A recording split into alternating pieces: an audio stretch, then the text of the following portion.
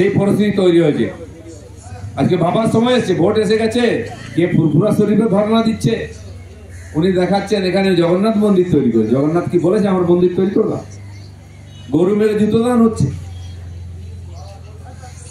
সেই জন্য এই যারা ভেকধারী, কেউ হিড়িম্বা, কেউ পুতনা, ভাববেন না মা হয়ে দুধ খাওয়াতে এসছে। ভগবান শ্রীকৃষ্ণ ঠিক চিনেছিলেন, ছাড়েননি পুতনাকে। এত দরদ ভালো নয়, মায়ের চেয়ে মাসির দরদ বেশি। উনি বুঝে ফেলেন কে পুতনা, তার প্রাণ নিয়ে নিয়েছিলেন। আমি সেদিন কটা পুতনাকে তাড়া করেছিলাম, বলেছিলাম গাড়ি চালিত বুকের উপর দিয়ে, কি যে সেকুলারের খুব কষ্ট হয়েছে। মেয়ে সারা মেয়েদের কোনোদিন প্রণাম করিসনি, মেয়েদের তো ভোগের বস্তু মনে করিস। তোরা মেয়েদের সম্মান কি বুঝিস? আমরা মা সীতা, মা দ্রৌপদী, এদেরকে মায়ের আসনে বসি।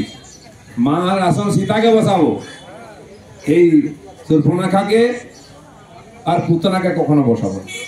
তাদের বুকের উপর দিয়ে গাড়িই চালাবো আমরা, কারণ ছদ্মবেশে মা সেজে এসছে। চিনুন এদেরকে, কে মা আর কে পুতনা। পুতনা সাজলেই মা হওয়া যায় না। ভগবান শ্রীকৃষ্ণ 6 দিন বয়সে বুঝে গেছেন। আরে আমাদের তো 60 বছর হয়ে গেল বয়স, বুঝুন।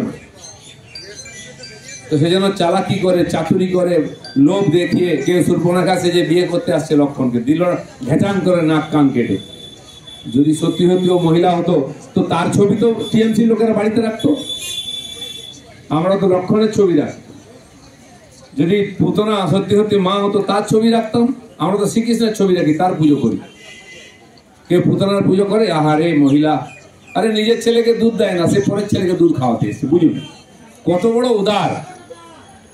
তার ছবি কিন্তু কেউ রাখে না। একজন মহিলা সেজে গুজে এসেছিল, তার নাকটা ঘেঁচাং করে কেটেছে। খুবই অন্যায় এটা। সবচেয়ে বড় ভিলেন তো লক্ষণ হওয়া উচিত ছিল।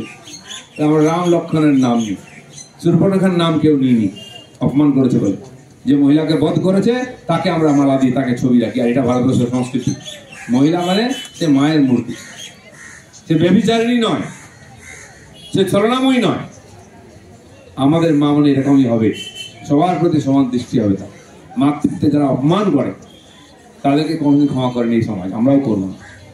আর সেই জন্য অনেক ছল চাতুরি চলছে। আমাদের হিন্দু সমাজ সিধে সাদা সরল, হিংসায় বিশ্বাস করি না। সারা দুনিয়াকে আমরা ভালোবাসি। সাপকেও দুধ খাওয়াই, পিঁপড়েকে চিনি খাওয়াই। যে খেতে পায় না, তাই দুর্বল হলেও শত্রু হলে তাকে খাইয়ে বাঁচিয়ে তারপরে লড়াই করি।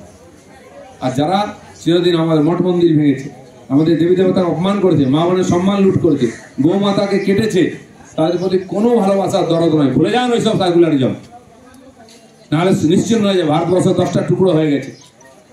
কোথায় আজকে গান্ধার, যেখানে মামা শকুনি এসেছিল যেখান থেকে?